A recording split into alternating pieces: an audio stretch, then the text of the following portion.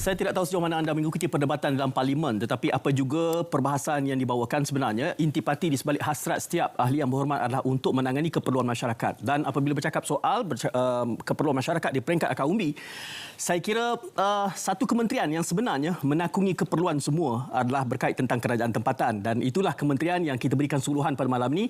Sementara hadir menterinya bersama saya waktu ini, secara langsung di studio Angkasa Putih. Yang berhormat Ngah Koming, Menteri Pembangunan Kerajaan Tempatan. Yang berhormat, selamat datang ke RTM. Salam sejahtera. Salam Malaysia Madani. Terima kasih. Pertama sekali saya berminat betul dengan name tag tu.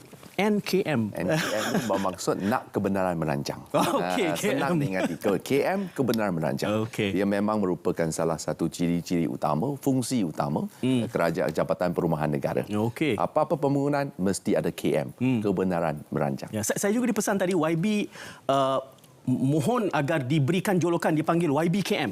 Boleh juga. Apa saja. Apa saja. YB, terima kasih kerana hadir bersama dalam kesibukan semasa ini. Dan mungkin saya tak pasti, saya nak ucapkan tahniah untuk 100 hari. Tahniah sesuai barangkali kepada KPKT. Saya berasa amat dengan perasaan tawaduk dan rendah hati mengikut ini kaji selidik dibuat oleh 5 media arus perdana. Ya. KPKT diberikan berada di tangga top 5. Saya berasa terharu. Segala jasa bakti adalah jasa kepada penjawat awam. Ya. Segala salah silap dari saya. Okey. Terima kasih kerana sifat tawaduk itu. Saya kira itu akan membuka ruang lunak untuk rakyat menerima apa juga khidmat yang cuba ditawarkan. Ya. Jadi mungkin bermula di situ, saya ucapkan tadi tahniah. Mungkin tahniah juga untuk belanjawan 2023. Ya. Banyak kementerian yang merasa, wah, terima kasih kerana belanjawan diberikan lebih daripada yang diminta. Apakah kes yang sama? Ya, saya berasa amat terharu dan berasa bangga kerana peruntukan untuk KPKT tahun ini telah pun meningkat daripada 5 bilion menjadi 5.4 bilion. Satu pertambahan lebih kurang 400 juta ringgit. Saya amat berterima kasih kepada Yang Amat Berhormat Perdana Menteri kerana beliau jelas memahami di mana KPKT adalah satu kementerian yang amat dekat di hati rakyat jelata. Saya lihat daripada sudut pembentangan bajet ini, sebenarnya ini merupakan kali ke-9 Datuk Seri Anwar Ibrahim membentangkan belanjawan sejak tahun 1997. Selepas hampir 3 dekad, kali ini saya lihat belanjawan ini adalah bersifat reformis, progresif, mampan dan juga mesra rakyat. Mengapa saya katakan dia ini bajet reformis? Bukan kerana slogan reformasi, tetapi kita lihat di mana ramai tidak perasan. Bajet ini jelas telah pun menyatakan janji kerajaan untuk membanteras najis rasuah, di mana 3 akta baru bakal dibentangkan dalam penggah ini. Iaitu pertama adalah Akta Fiscal Spending Responsibility Act. Akta yang kedua adalah Whistleblower Protection Act. Akta yang ketiga adalah Akta Perolehan Kerajaan. Dari tiga-tiga akta ini, sekiranya kita dapat bentangkan dengan skop undang-undang yang cukup sempurna, saya rasa negara kita akan skala besar mengelakkan isu ketirisan yang dijangka menjangkau lebih kurang 69 bilion satu tahun. Maka sekiranya kita dapat jimatkan, kurangkan penyelewengan, kurangkan ketirisan, duit yang jimat itu kita mampu untuk lakukan pembangunan demi kesejahteraan rakyat, meningkatkan kualiti hidup rakyat, pembangunan infrastruktur yang berdaya huni, mampan, hijau, bertaraf dunia, maka Malaysia akan menjadi menggembalikan kegemilangan negara kita supaya nama negara tersohor dan disanjungi di pentas antarabangsa. Sementara Yang Berhormat menyebutkan tentang ini, saya memetik istilah reform yang digunakan itu. Kerana dari segi template, dari bagi bagaimana bajet ataupun belanjawan ini dibentangkan, kelihatannya template yang seperti menyamai pada Oktober. Cuma jumlahnya lebih besar. Dan kita juga mendengar isyarat daripada Yang Amat Berhormat Perdana Menteri menggambarkan bahawa kita berada dalam keadaan yang suntuk belanjawan. Tetapi hampir hampir semua kementerian menerima lebihan daripada sebelumnya. Itu agak luar biasa pada saya. Sebenarnya kita daripada perancangan, kerajaan memang beritizam, walaupun menghadapi hutang negara yang menggunung sebanyak lebih kurang 1.5 trilion. Ini adalah fakta yang kita tidak boleh lari. Menjelang hujung bulan ini sahaja, bond 1MDB sebanyak 3 bilion US dollars terpaksa kita bayar. Tak boleh lari dari tersebut, daripada tanggungjawab tersebut. Tetapi saya rasa dengan pengurusan kewangan yang lebih cekap, perbelanjaan yang lebih berhemah, kerajaan telah pun mensasarkan di mana defisit belanjawan kali ini akan turun daripada 5.6% menjadi 5%. Dan tahun depan kita sasarkan 4.8%. Saya rasa ini merupakan satu perkembangan yang sihat kerana defisit yang semakin berkurangan akan mengembalikan keyakinan pelabur, di mana bila pelabur yakin datang melabur, nilai ringgit akan meningkat. Nilai ringgit meningkat, daya pembelian pengguna dan rakyat akan semakin bertambah. Akhirnya kesejahteraan rakyat akan meningkat secara mendadak. Ini merupakan hala tuju, strategi dan juga yang perlu kita bekerjasama. Oleh kerana itu saya merayu supaya belanjawan ini mendapat sokongan daripada semua lapisan rakyat tanpa mengira kaum. Inilah masanya kita bekerja. Inilah masanya kita berbakti. Inilah masanya kita membina semula tanah air kita yang tercinta ini. Maafkan saya. YB, kita kembali kepada peruntukan belanjawan yang diberikan ini lebih daripada yang dijangkakan, lebih daripada sekurang-kurangnya yang diberikan pada tahun lalu. Lalu lebihan ini bagaimana ia direncanakan belanjawannya untuk KPKT? Sebenarnya kita lihat lebihan ini perbelanjaan pada Jumaat lepas berkenaan dengan development expenditure, iaitu belanjawan pembangunan. Pengurusannya sama. Pengurusannya iaitu pembayaran gaji, emolument, allow, persaraan. Itu memang kita tetap tidak kurang. Dari segi peningkatan tu kita perlu, khususnya apabila kita menghadapi dengan ketidaktentuan ekonomi global, perang Rusia dengan Ukraine yang masih berlanjutan, kita perlu sediakan payung sebelum hari hujan. Oleh kerana itu, suntikan dana ke dalam pasaran dari segi pembangunan akan mampu menggerakkan, mengemudi ekonomi negara terus menuju ke depan. Dari segi KPKT, memang kita berasa adalah satu tanggungjawab dan kita dah adakan beberapa inisiatif. Tahun ini di mana kerajaan KPKT kita dah menyediakan beberapa peruntukan yang besar. Yang pertama, dari saya kupaskan. Dari segi pertama, perumahan. Perumahan kita tahun ini akan memperuntukkan 367 juta ringgit untuk buat program perumahan rakyat, PPR. Projek pembinaan PPR baru yang akan dilaksanakan akan memanfaatkan 12,400 orang untuk mendapat PPR. Yang kedua adalah 358 juta untuk rumah mesra rakyat, di mana kita jangka dalam tahun ini akan bina 4,250 unit rumah mesra rakyat di bawah syarikat perumahan negara berhad. Dan ketiga adalah di mana untuk membantu mereka yang tak dapat pinjaman bank, Kementerian KPKT akan sediakan satu skim jaminan sebanyak 5,000 juta ringgit, iaitu 5 bilion menerusi jaminan kerajaan Syarikat Jaminan Kredit Perumahan, SKJP, untuk memudahkan rakyat memiliki rumah. Bagi pembeli rumah yang pertama, kita akan meneruskan home ownership program, di mana setiap pembeli rumah pertama akan dikecualikan pembayaran cukai stamp duty. Mana-mana rumah di bawah 500,000 tidak perlu bayar stamp duty. Mereka yang membeli rumah pertama bernilai 500,000 sampai 1 juta, mereka akan diberikan diskaun 75% dari segi stamp duty. Saya rasa dengan inisiatif ini, di mana dia akan merealisasikan impian kerajaan perpaduan, satu keluarga, satu rumah. Kerana saya percaya rumah bukan hanya rumah. Rumah adalah idaman. Rumah kita, komuniti kita. Rumah kita, impian kita. Oleh kerana itu, kebahagiaan rakyat, kesejahteraan rakyat adalah keutamaan pekerajaan perpaduan pada hari ini.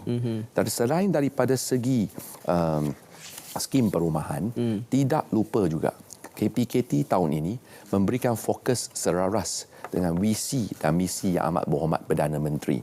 Kita bukan saja memfokus membina rumah atau rumah yang mewah ke bangunan pencakar langit, tapi yang lebih penting adalah sifat manusiawi tersebut supaya kita dapat menjaga kebajikan peniaga-peniaga kecil, penjajah-penjajah kecil. Dalam aspek ini, KPKT tahun ini akan sediakan satu dana 50 juta ringgit untuk mewujudkan KPKT My Kiosk kepada penjajah-penjajah, menaik taraf lebih kurang 3,000 gerai dan kios sebagai kemudahan penjajah kecil untuk berniaga di lokasi tumpuan di seluruh negara. Saya bagi contoh, katakan convenience shop dekat mynews.com, dia lebih kurang 600 kedai. Speed 99 lebih kurang 2,200 kedai. 7-Eleven 2,500 kedai. KPKT My Kiosk 3,000 kios. Kita nak pastikan setiap PBT akan ada KPKT kios untuk membantu peniaga-peniaga kecil, di mana kios itu akan kita reka bentuk bekalkan dengan tenaga solar. Maka apabila penjajah peniaga berniaga, dia tak payah bayar bil elektrik.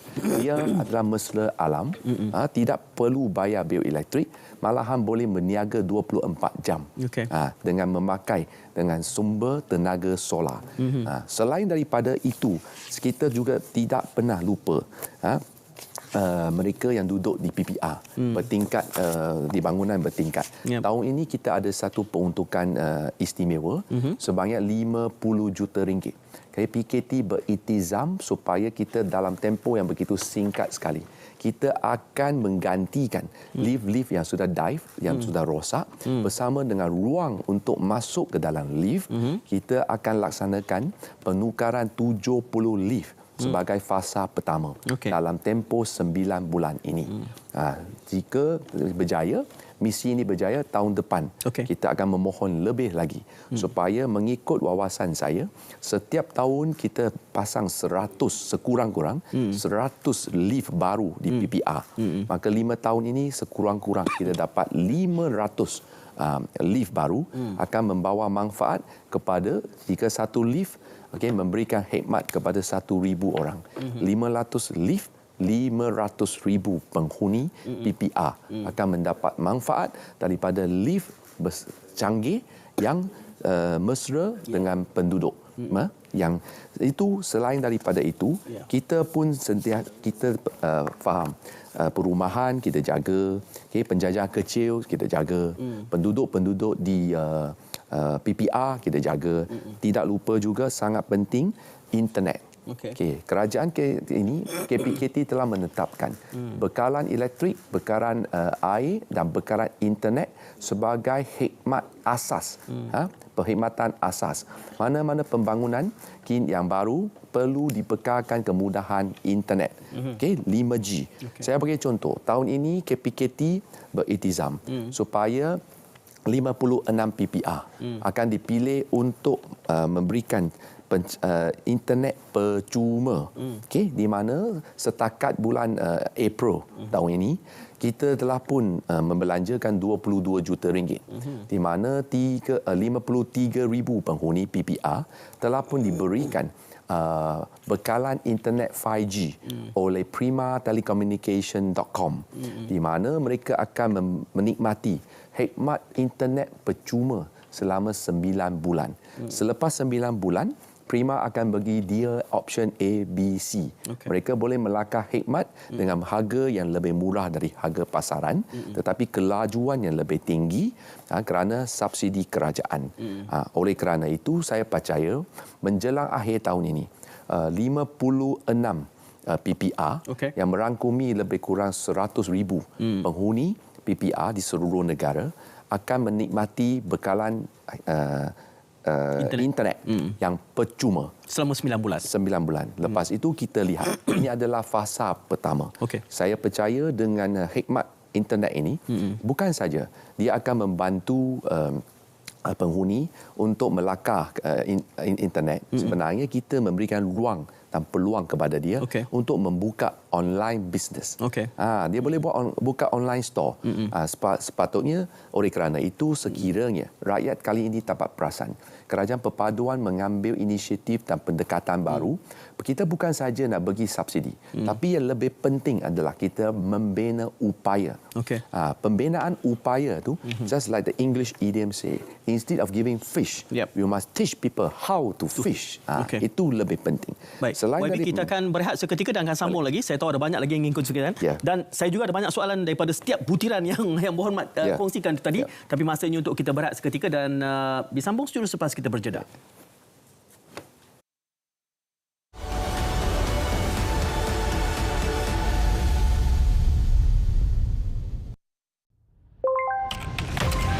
Dalam kita membangunkan aplikasi yang memberi kesejahteraan kepada negara, ada yang menyalahgunakannya. Sejak kebelakangan ini, terdapat peningkatan ketara dalam penyebaran maklumat atau berita palsu yang boleh menimbulkan kekeliruan dan kegusaran di kalangan masyarakat. Ancaman berita palsu tanpa verifikasi sumber, fakta dan maklumat memberi impak serta implikasi negatif kepada rakyat dan negara. Sebarang penyebaran berita palsu akan dikenakan tindakan undang-undang serta didakwa mengikut Seksyen 505 Kanun Kesiksaan dan Seksyen 233 Akta Komunikasi dan Multimedia 1998.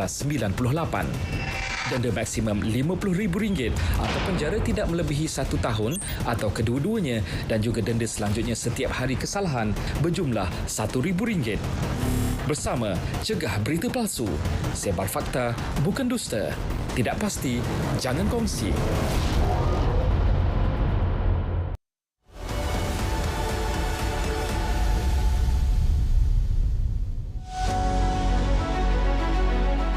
Pembangunan Kerajaan Tempatan disediakan peruntukan 50 juta memastikan keadaan selamat di PPR dengan keutamaan kepada lift-lift yang telah usang.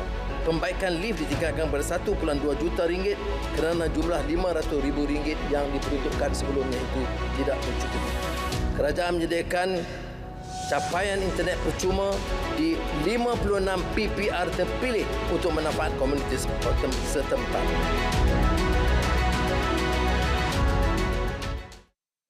Ya, itu adalah cuplikan daripada pembentangan belanjawan 2023 yang memberikan gambaran tentang digambarkan tiada. Tahun ini saja yang berhormat 70 lift akan menerima manfaat baik pulih, memberikan facelift baru. Gambarannya begitu. Begitu juga 56 PPR akan menerima manfaat internet 5G percuma selama 9 bulan. Tetamu saya pada malam ini adalah beliau minta dipanggil sebagai YBKM. Saya mohon izin Yang Berhormat Ngah Koh Meng, Menteri Pembangunan Kerajaan Tempatan. Banyak butiran yang dikongsikan tadi, ada lagi tentang perumahan dan juga saya punya beberapa persoalan yang ingin saya tanyakan.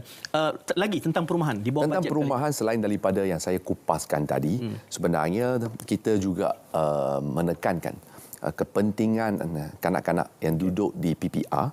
Tahun ini KPKT akan memperuntukkan RM15 juta untuk menyokong usaha NGO mengadakan kelas pemulihan untuk anak-anak yang masih tercicir ke dalam pembelajaran. Kerana KPKT percaya pendidikan yang terbaik adalah teras pembangunan negara kita. Dan selain daripada itu, saya rasa dari segi perumahan, tadi saya telah mengupas tentang projek lebih kurang RM700 juta untuk rumah mesra rakyat. Juga untuk program perumahan PPR, internet percuma, kita gantikan lift-lift yang telah usang, dan kita akan adakan kelas untuk anak-anak yang tercicir. Selain daripada itu, saya rasa tidak boleh juga kita lupakan salah satu aspek penting di bawah KPKT, iaitu kesiapsiagaan bomba kita. Sukacita saya nak kongsikan tahun ini KPKT sedang merancang dan yakin akan siap membina sebanyak 15 buah balai bomba dan penyelamat yang baru. Semalam kita telah membuat majlis perasmian di Balai Bomba Seri Petaling Kuala Lumpur. Sempena dengan 100 Hari Kerajaan Perpaduan, KPKT akan siap 7 buah Balai Bomba baru, dan minggu depan Yang Amat Berhormat Perdana Menteri akan merasmikan Balai Bomba di Parlimen Tan Bun. Okey. Dan sempena 100 hari, 7 buah Balai Bomba akan siap beroperasi. Menjelang akhir tahun ini, 8 lagi akan siap. Menjadikan jumlahnya 15 buah balai bomba. Okey. Dan untuk menepati sasaran ini, KPKT tahun ini akan memperuntukkan 129 juta ringgit untuk membina dan mensiapkan balai bomba baru untuk menjaga dan menyelamat rakyat kita daripada bencana. Selain daripada itu, saya berasa perlu dikongsikan. Tahun ini daripada segi bomba, kita dari segi perolehan ada satu peningkatan yang mendadak. Tahun lepas kerajaan dulu hanya peruntukkan lebih kurang 9 juta ringgit untuk perolehan pasukan bomba dan penyelamat. Tahun ini di bawah kerajaan perpaduan, dia peruntukan ini meningkat 5 kali ganda menjadi 46.15 juta ringgit untuk memberi peralatan-peralatan yang canggih, termasuk 12 ekor anjing pakar pengesan unit K9 yang merupakan wira untuk menyelamatkan mangsa-mangsa ketika berlaku bencana. Selain daripada itu, tahun ini untuk memastikan kesiapsiagaan pasukan bomba dan penyelamat, KPKT akan memperuntukkan sebanyak 206 juta ringgit. Ini adalah satu peningkatan sebanyak 32%.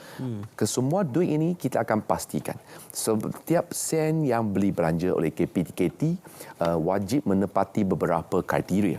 Iaitu pertama, dia mesti the best deal ataupun cost benefit analysis, CBA. Yang kedua, dia kena pastikan apakah ROI, return of investment kepada rakyat.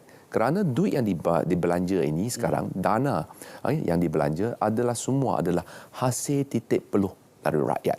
Oleh kerana itu, kementerian amat menghargai dan ini memastikan setiap sen yang kita belanja perlu berhemah, perlu menepati cost benefit analysis, perlu ada return of investment ROI, supaya rakyat mendapat manfaat yang paling maksimum, optimalkan perbelanjaan, minimumkan pembaziran.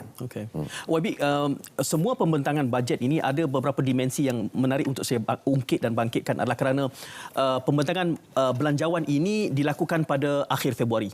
Dan kita tahu ia untuk tahun kewangan 2023. Memang. Jadi belanjawan itu harus dilunaskan menjelang akhir tahun. Itu semua sudah diambil kira kerana sepatutnya ini diluluskan pada bulan Oktober lalu. Kini sudah pun memasuki Mac. Sebab itu tahun ini adalah satu tahun yang istimewa. 2023 akan terpahat dalam sejarah negara. Akan ada 2 kali belanjawan. Oleh kerana itu, ia juga menguji kewibawaan, kemampuan kementerian masing-masing untuk memastikan perbelanjaannya menepati sasaran, menepati juga hak masa yang ditetapkan.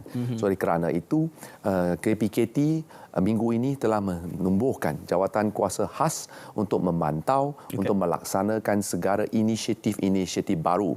Dan sebenarnya, selain daripada yang tadi saya jelaskan, tahun ini kita juga ada inisiatif baru untuk memastikan KPKT berada di landasan yang betul.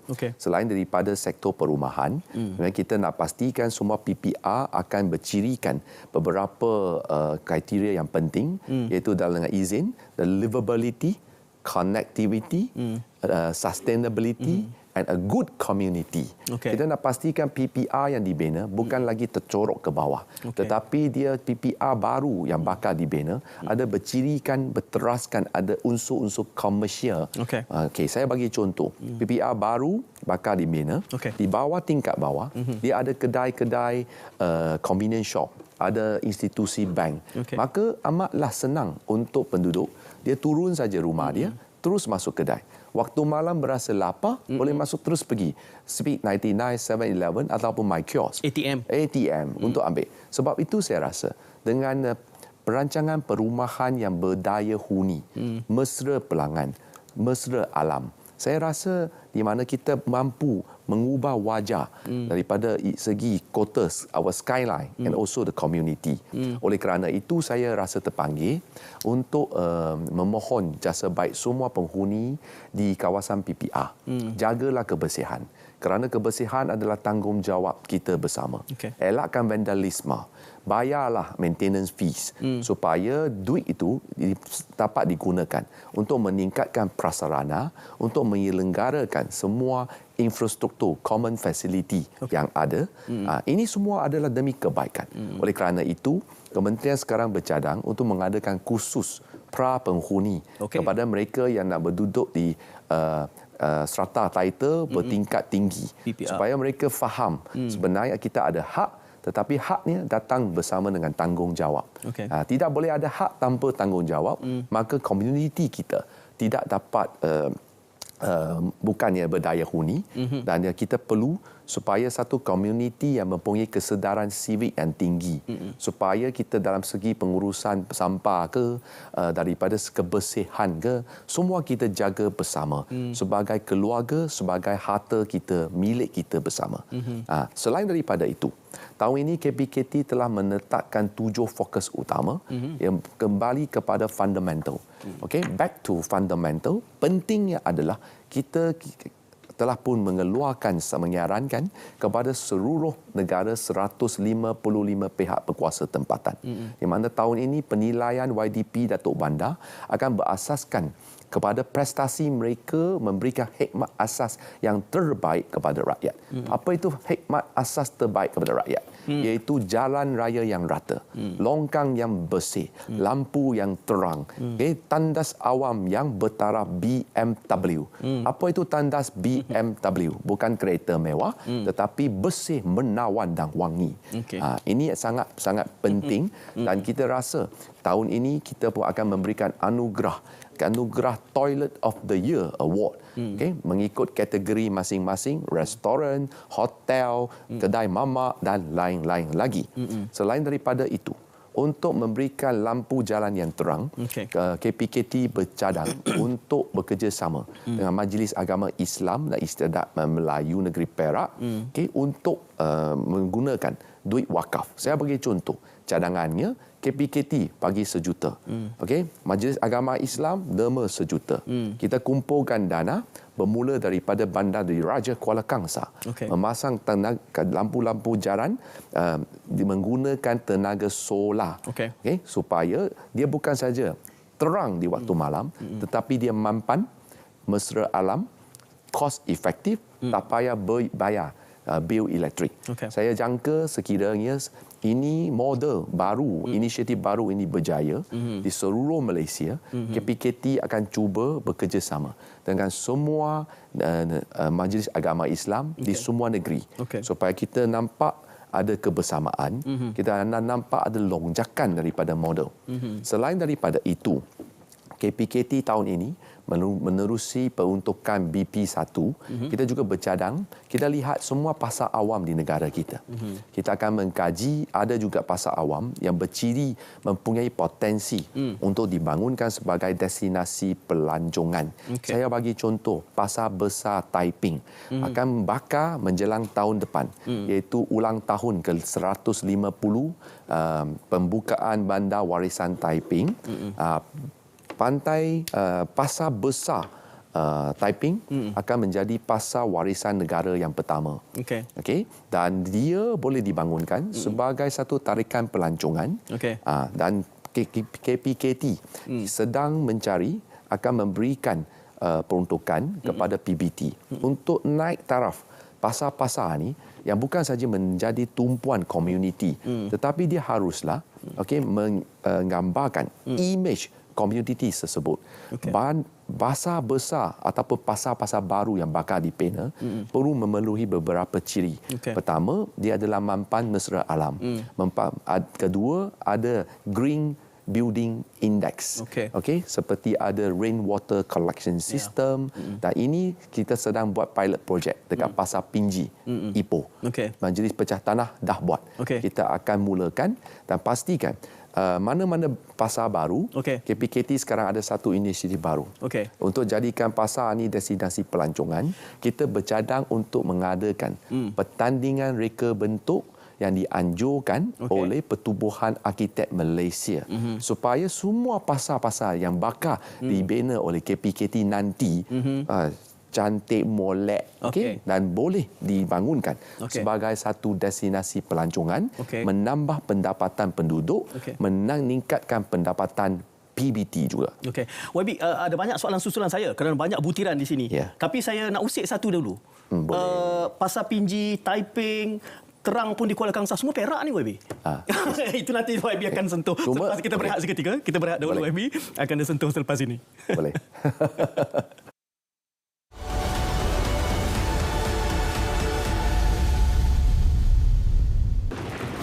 Persediaan sebelum menghadapi banjir.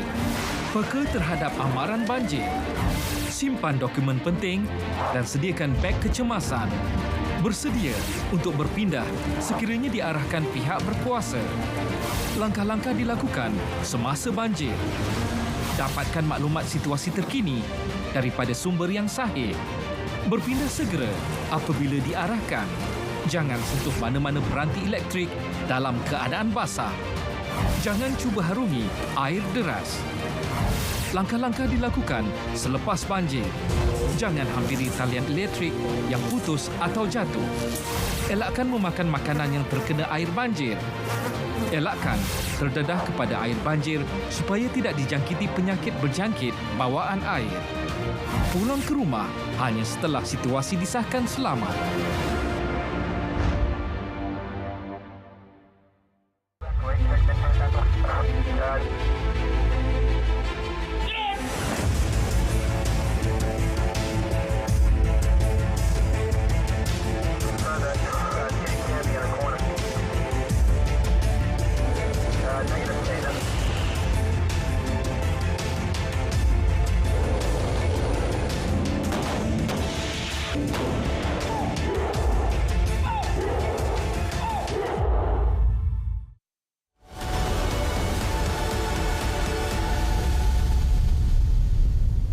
Ya, saya ditemani oleh YBKM. Sekurang-kurangnya itu akronim yang digunakan oleh YB.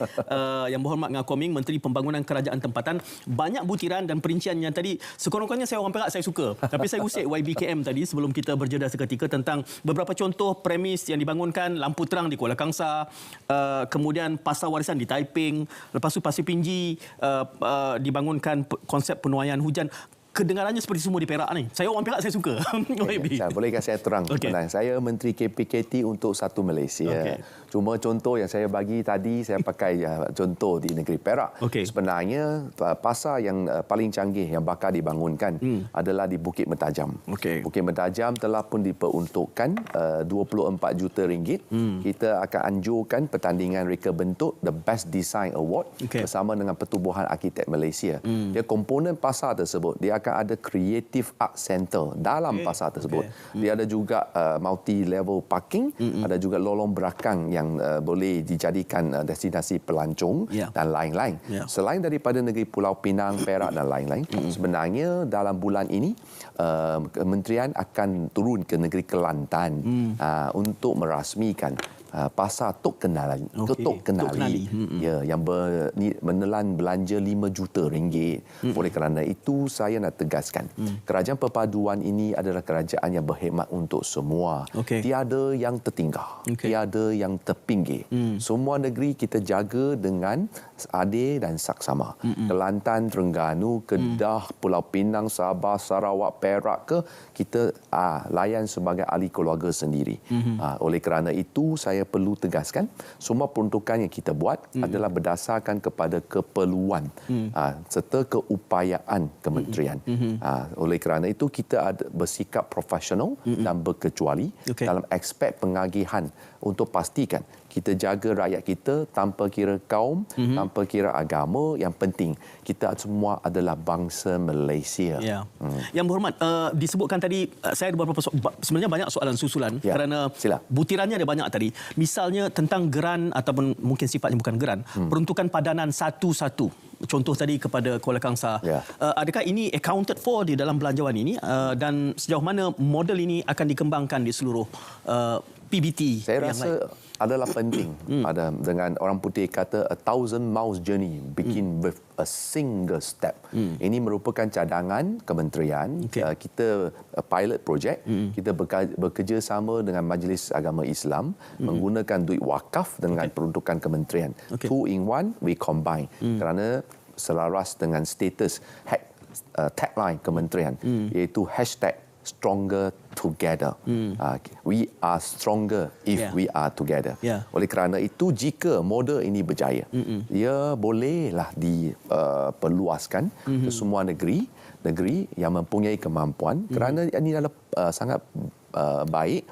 Dia membawa manfaat kepada semua. Okey. Kerana saya difahamkan duit wakaf sekarang boleh digunakan untuk Ya. kemudahan awam. Betul. Dan ini memang membawa manfaat kepada orang awam dan memang orang kata dapat pahala Okey. jika buat kerja-kerja amal dan baik macam ini.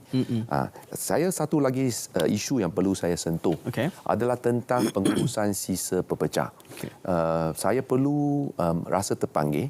Sebenarnya kita perlu menguruskan sampah kita dengan lebih cekap, dan pastikan jika tidak, negara kita bakal menjadi pula negara dengan pelbagai longkokan tapak sampah haram. Oleh kerana itu, saya nak bagi contoh, setiap hari rakyat Malaysia menghasilkan hampir 39,000 tan sampah dan 42% adalah sisa-sisa makanan. Saya rasa terpanggil khususnya menjelang bulan Ramadan yang bakal menjemur ini, elakkan pembaziran. Hanya beli mengikut kemampuan. Kerana kita ni tahu di dunia ini mengikut bangsa-bangsa bersatu, hampir 1 bilion orang tiap-tiap malam terpaksa laparkan diri, Ya. tak ada makanan. Oleh kerana itu wajib kita elakkan pembaziran makanan, dan kurangkan pembuangan sampah. Dari segi pengurusan sampah, KPKT telah pun menetapkan hala 7 yang baru, iaitu from rubbish to go, from waste to energy. Oleh kerana itu, kita akan cuba membuat perancangan yang baik untuk membina waste to energy plan di negara ini. Mana-mana pihak yang nak membina WTE perlu memenuhi ciri-ciri yang amat ketat sekali. Teknologi canggih yang dipakai mesti ada track record di lapangan yang terbukti selamat digunakan, mempunyai track record lebih 10 tahun dan memang mencapai dan melebihi piawaian antarabangsa. Baru layak dipertimbangkan oleh kementerian untuk bina loji-loji WTE. Dari segi itu, saya malam ini nak buat iklan sikit untuk elakkan rakyat membuang sampah di merata tempat. Untuk mereka yang buang sampah, saya galakkan sekiranya nampak ada orang buang sampah haram, bolehlah panggil hotline 1800 88 7472. Saya ulangi sekali lagi. Ini adalah hotline SW Corp. Iaitu mana-mana sampah longkokan tapak sampah haram, rakyat digalakkan untuk membuat aduan dekat call free hotline percuma 1800 88 7472. Kerjasama anda amat dihargai kerana memelihara kebersihan adalah tanggungjawab kita bersama. Yang Berhormat, itu kalau kita menemui longgokan sampah haram, apakah kami boleh juga melaporkan dengan bukti gambar pada nombor ini? Ya, sebab itu kita akan wujudkan. Sebenarnya dalam tempoh 100 hari ini, KPKT telah pun berjaya melupuskan ataupun membersihkan. Saya tetapkan KPI 100 hari, 1 hari 1 tapak sampah haram. Tetapi setakat hari ini saya berasa amat bersyukur sekali kerana kita bukan saja berjaya mencapai sasaran, kita telah pun melepasi sasaran tersebut. Setakat petang ini 126 tapak sampah haram telah berjaya dikenal pasti. Bukan saya dikenal pasti, dibersihkan oleh pasukan KPKT serta SW Corp. Ini merupakan satu komitmen untuk kita terus pastikan kebersihan alam sekitar adalah menjadi keutamaan kita semua. Okey. Saya nak berikan amaran juga di mana 347 notis telah pun dikeluarkan. Di mana kita juga akan keluarkan kompaun kepada mana tapak sampah haram. Kompaunnya boleh dibayar, boleh dikenakan bayaran denda. Jika tidak silap saya RM20,000 sampai RM50,000 kompaun untuk tapak sampah haram di bawah akta tersebut. Akta 672. Jadi kompaun ini dikenakan kepada pemilik tapak.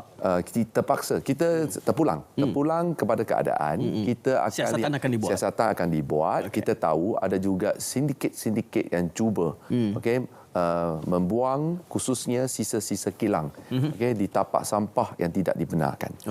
Ini saya rasa adalah pelibatan komuniti adalah penting supaya kita bukan saja negara kita maju, tetapi nak jadi negara maju, salah satu cirinya mengikut konsep Malaysia Madani adalah ihsan. Ihsan itu salah satu faktor kebersihan. Sangat penting. Saya ingin bantu kempen ini. Ros, kita akan kongsikan lagi nombor tadi. Di hujung nanti kita akan bawa bersama 1-800-88-7472. Saya bantu kempen Wabi ya. Supaya kita boleh memperkasa rakyat pengguna. Kalau menemui lagi pusat ataupun tempat pembuangan sampah haram, itu taliannya kita akan kongsi sekali lagi. 1-800-88-7472. Di hujung siaran ini kita kongsi, kita nak melahirkan, nak panggil wirawan sampah tak boleh pula lah. Tapi kita nak mengajak rakyat bersama-sama menjadi mata-mata agar kita dapat membasmi tempat pembuangan sampah haram ini. Tahniah kerana tadi digambarkan cuba untuk mengenapasi sehari selama 100 hari, tapi nampaknya 26% lebih 126 pusat pembuangan sampah haram ditemui dalam tempoh 100 hari ini. Jadi saya kira itu satu komitmen yang menarik dan harus terus kita perkasakan. Banyak soalan yang saya ingin tanyakan. Misalnya tadi bila Yang Berhormat menyebutkan tentang PPR konsep baru dengan premis niaga di bawah, disebutkan tadi kedai serbaneka dan juga ATM. Idea ini di peringkat mana sekarang dan bila sebelum kita boleh merealisasikannya? Sebenarnya idea yang memang kita dah ada. Apa-apa perancangan baru, kita akan masukkan ciri-ciri tersebut. Lengkap dengan landscape hijau. Sebenarnya kita sudah ada contoh yang baik di Kuala Lumpur.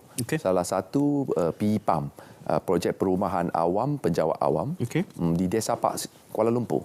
Telah menepati ciri-ciri tersebut yang sebenarnya bertaraf 5 bintang, tetapi harganya adalah amat bertepatutan sekali. Dia memang bukan rumah mampu tengok, dia rumah mampu milik. Dijual dengan harga kurang dari RM300,000. Oleh kerana itu, kita nak lebihkan usaha sedemikian untuk memastikan perumahan awam kita mengalami proses transformasi ke arah yang lebih mesra, mampan, mesra alam, berdaya huni. Saya rasa ini mampu dilakukan. Selain daripada alam kawasan sekitar yang lebih menarik, saya juga ada rancangan untuk menempatkan keluasan pembinaan itu.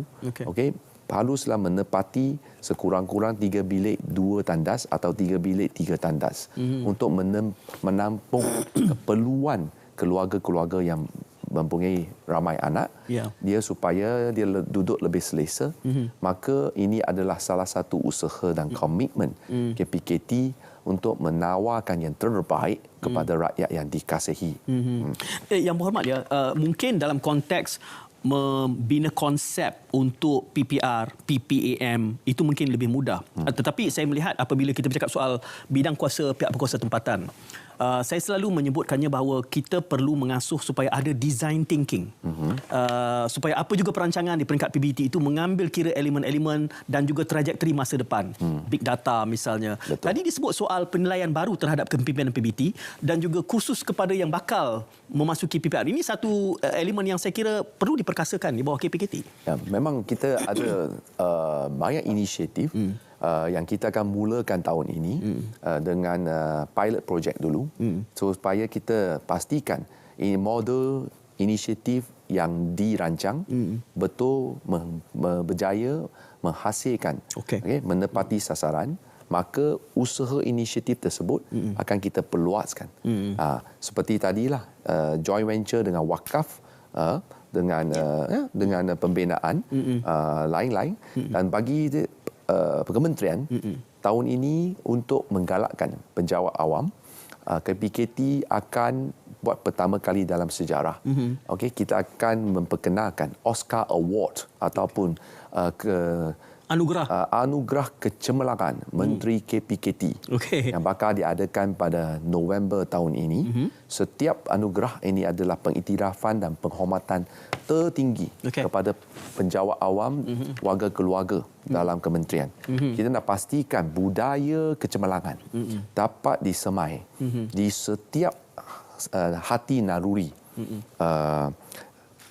penjawat awam, khususnya dari Kementerian KPKT, supaya mereka bukan saja tekun bekerja, tetapi mempunyai sikap untuk mencapai kecemerlangan.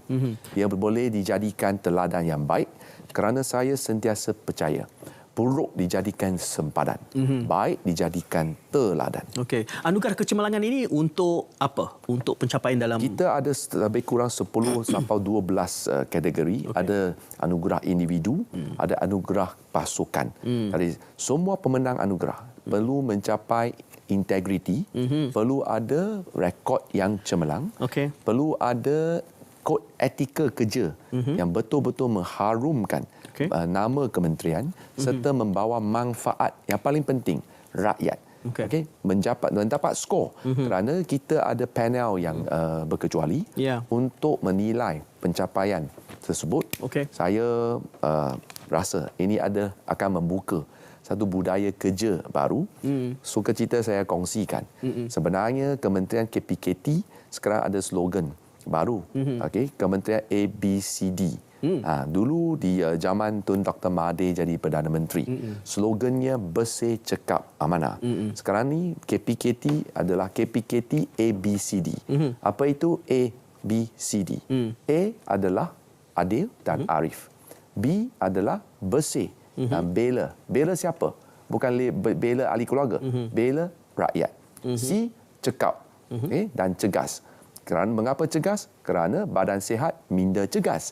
Kita nak semua pegawai-pegawai KPKT mempunyai budaya hidup yang sihat. Badan dia sihat, minda baru boleh cegas. Jika tidak, semua ada obesiti, kencing manis, mana boleh kerja. D penting. Apa itu D? Disiplin. Oleh kerana itu KPKT ABCD. Ada banyak akronim malam ni. Kita bermula di awal tadi dengan NKM. Kemudian kita ada BMW dan sekarang kita ada ABCD. Kita akan ulang semula. Ada lagi soalan yang akan saya bangkitkan selepas kita berjeda seketika. Jadi teruskan kesihatan anda bersama malam ini 1 jam penuh bersama YBKM.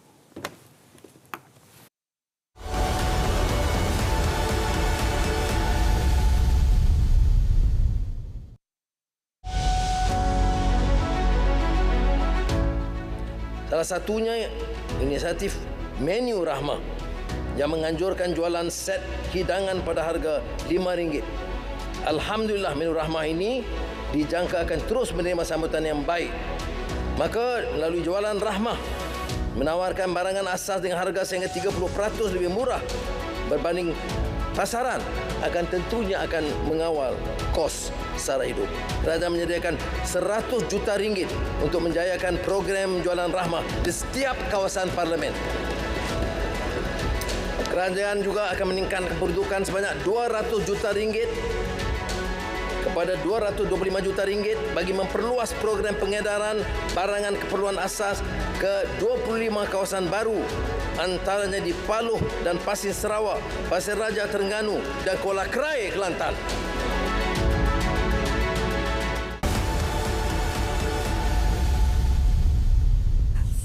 Ya, ini adalah merupakan antara episodnya yang berhormat. Paling banyak akronim kita kena perkenalkan di awal tadi. Supaya rakyat senang ingat. Yang berhormat Ngakomi menemani saya secara langsung dan beliau suka diberikan julukan YBKM. Jadi itu pun satu akronim dah, YBKM. Kita ada BMW. Tandas BMW ni bersih, menawan dan wangi. Kemudian ada satu lagi akronim KPKT ABCD iaitu adil, bersih, cekap dan juga disiplin. Jadi banyak huraiannya di situ. Menarik sekali. Dan saya ulang semula, saya nak bantu kempen soal pusat buang sampah haram tu. Memperkasa rakyat dan penonton pada malam ini. Anda boleh menjadi mata-mata keberkerjaan dan KPKT khususnya 1-800-888-742. Ros, ini taliannya. Okey, boleh anda saksikan di kaca TV sekarang ni. 1-800-888-742 kalau anda menemui pusat pembuangan sampah haram. Jadi rekodnya buat masa ini selama 100 hari, walaupun disasarkan satu sehari, hakikatnya KPKT sudah menemui 126. Membersihkan. Kita berjaya membersihkan, melupuskan. Mungkin akan ada lagi. Jadi kita kena terus konsisten memantau. Sebenarnya banyak sekali butiran yang dibincangkan pada malam ini, sekitar 49 minit yang lalu. Yang berhormat, namun begitu saya ingin memberikan penegasan dan mengharapkan ikrar daripada menterinya. Kalau tidak menterinya, siapa lagi? Kerana rakyat saban tahun melihat keresahan kita adalah bila belanjawan sekian banyak, laporan audit tetap sama. Setiap tahun kami di media sudah tidak tahu apa lagi yang boleh kami tanyakan. Kerana laporan audit sangat mengecewakan, ketirisan yang terlalu besar, dan saya mengharapkan kalau benarlah komitmen kerajaan perpaduan ini untuk melakukan reform kepada ketirisan ini seperti dijanjikan oleh PMX. Sekurang-kurangnya pada malam ini saya memegang YBKM, committed dengan ikrar bahawa saya mohon dalam tahun depan, sekurang-kurangnya kalau saya menemu bual YB lagi, ada pencerahan barulah dalam kes ketirisan yang dilaporkan oleh Jabatan Audit setiap tahun. Sangat memalukan, Yang Berhormat. Ini adalah satu soalan yang cukup tajam tetapi sangat baik. Saya menyokong penuh usaha di mana kita perlu melakukan. Kita mesti ada itizam, berazam, bertekad melakukan yang terbaik. Anggap duit itu adalah sebagai hasil titik peluh rakyat. Untuk pastikan, sebab itu saya tadi kata KPKT telah pun mengambil sikap. Setiap sen yang dibelanja mesti ada cost benefit analysis. Mesti ada return of investment. The best deal that you can get. Ini pertama. Kedua, KPKT menyokong penuh usaha Yang Amat Berhormat Perdana Menteri Datuk Seri Anwar Ibrahim. Tadi pada permulaan wawancara, saya dah tegaskan belanjawan tahun ini bersifat reformis, progresif, mampan dan mesra rakyat. Tadi saya katakan saya mula dengan reformis kerana saya jangka dalam penggal 5 tahun ini kerajaan di bawah pimpinan Yang Amat Berhormat Perdana Menteri, kita beritizam untuk membentang 3 akta untuk membanteras rasuah dan mengurangkan ketirisan.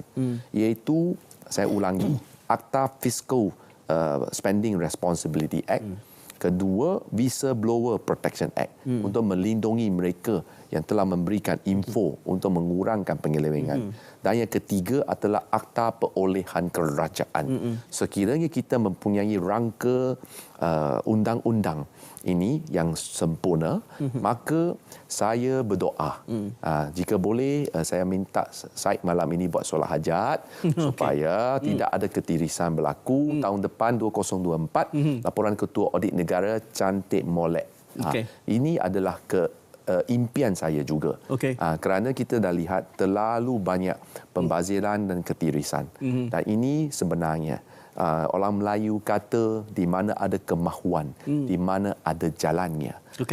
Orang Melayu juga kata hendak 1000 daya, tak hendak 1000 dalih. Ini bukan lagi masa kita berikan alasan.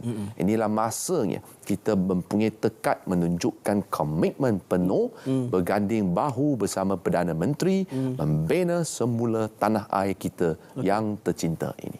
YB ni pintar. Saya minta YB ikrarkan komitmen supaya laporan audit KPKT lebih cemerlang tahun depan. YB minta saya janji pula solat hajat. Jadi ini cuma macam mana saya nak buktikan saya buat solat hajat malam ni? Kita dengan semangat, berat sama dipikul, ringan sama dijinjing. Kita bekerja sama kerana kerajaan dan rakyat berpisah tiada. Tapi saya janji insya-Allah saya malam ini saya solat hajatkan. Cuma dalam banyak butiran ini, banyak butiran yang sebenarnya menarik. Kita ada 4 minit berbaki ini. Saya juga ingin mungkin penonton mendengar, banyaklah yang boleh dijanjikan. Misalnya apakah kita sudah ada benchmark untuk tandas BMW misalnya? Saya tanyakan YB. Kerana kita tidak mahu nanti rakyat mendengar cerita-cerita yang menarik dan cantik ini tetapi bukanlah sesuatu yang realistik dan not actionable. Apakah kita sudah boleh melihat contoh-contoh benchmarking yang ingin dilaksanakan? Memang kebersihan tandas awam memang dekat di hati rakyat. Kerana dia berkait rapat dengan imej negara. Nah, jadi negara madani, masyarakat madani, kebersihan adalah faktor utama. Okay. Tandas yang bertaraf BMW memang sudah ada di negara kita. Okay. Salah satu contoh adalah dekat R&R Elmina di Sepang. Okay. Tandas awam tersebut merupakan ada resort view serba lengkap dengan landscape. Okay. Cuma rakyat kena jaga kebersihan. Pastikan tandas tersebut tidaklah dia adalah kering sentiasa sepanjang masa. Okay. Apabila kita nak bersih, kita kena jaga. Ada pengguna lain yang bakar bersama. Oleh kerana itu, saya rasa kerajaan boleh buat dasar. Kerajaan boleh beri peruntukan. Tetapi dari segi pelaksanaan, dia perlu kerjasama komuniti. Penlibatan komuniti dan masyarakat tanpa kira kaum adalah kunci kejayaan. Okay. Oleh kerana itu, saya rasa terpanggil di malam ini bersama dengan Berita Sahih RTM menyeru seluruh rakyat Malaysia. Bersama dengan kerajaan, pastikan negara kita jika bukan negara paling maju, tetapi kita mampu menjadi negara paling bersih. Kerana tahun ini sudah ulang tahun dia ke-41. Dasar pandang ke timur, iaitu nak belajar daripada Jepun. Apa yang terkenal dengan Jepun? Kebersihannya, disiplinnya, tekunnya kerja, budaya kerja. Ini saya rasa rakyat Malaysia mampu melakukannya.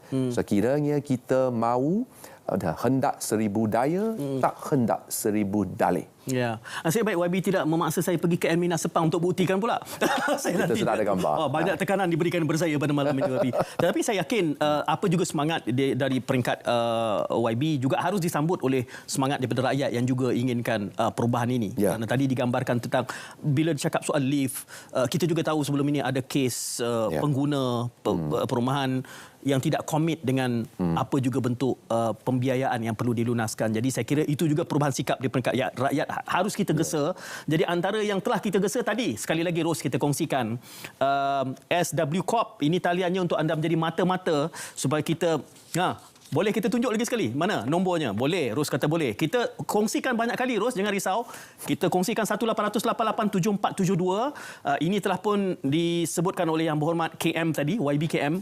Ini taliannya untuk kalau anda menemui pusat pembuangan sampah haram, maka kita boleh menjadi mata-mata dan memberikan. Ini dalam bentuk apa ni? Telefon ataupun WhatsApp? Ini telefon. Telefon free hotline. Okey, free hotline yang boleh dimanfaatkan. 1-800-88-7472.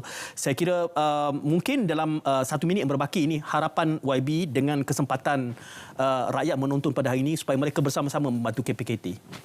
KPKT sentiasa dekat di hati. Ini adalah kementerian yang menguruskan semua hikmat perkhidmatan asas kepada rakyat. Dari perumahan, pengurusan sampah, bomba, PBT, jalan perumahan, lampu jalan, longkang bersih. Ini kesemuanya memerlukan kerjasama seluruh rakyat Malaysia. Okay. Tidak guna penjawat awam bersama kementerian kita bertunggus lumus bersihkan longkang. Tapi besok buang sampah lagi. Oleh kerana itu saya rasa semangat kebersamaan ini sentiasa ingat Malaysia milik kita semua. Sekiranya kita sayangkan negara kita, cintakan negara kita, marilah kita tunjukkan sikap penuh bertanggungjawab. Dengan izin, be a responsible citizens. Di mana kembalikan kegemilangan Malaysia supaya negara kita terus harum. Namanya harum tersohor di pesada antarabangsa.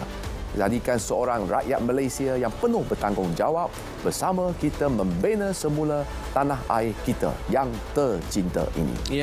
Atas semangat kebersamaan itu, saya minta Yang Berhormat